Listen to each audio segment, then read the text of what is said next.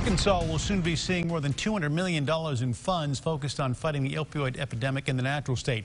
The money comes from a settlement reached with opioid manufacturers and distributors and aims to make an impact in your hometown. Katrin Asaf attended the announcement today and takes a look at what this means for future opioids in Arkansas.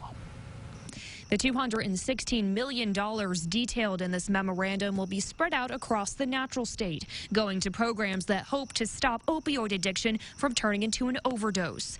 Local leaders today say they hope this will be the start to the end of an epidemic that has plagued the natural state for decades.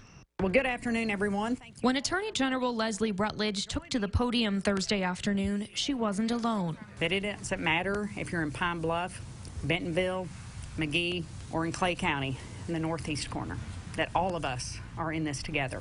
A unified image of leaders from across the natural state joined in fighting the opioid epidemic in their own cities.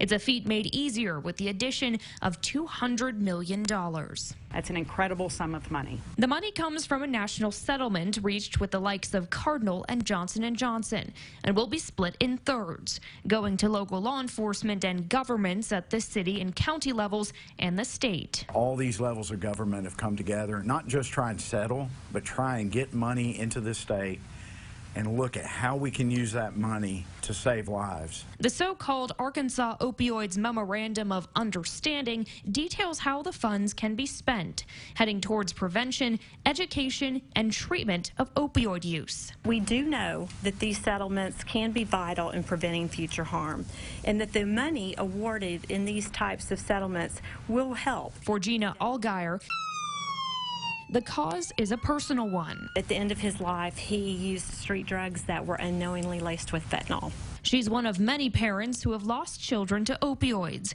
a tragedy shared by Mark Hayes of the Arkansas Municipal League. It is a crushing blow in a club that nobody wants to join. And thousands of other Arkansans who, like those at this podium,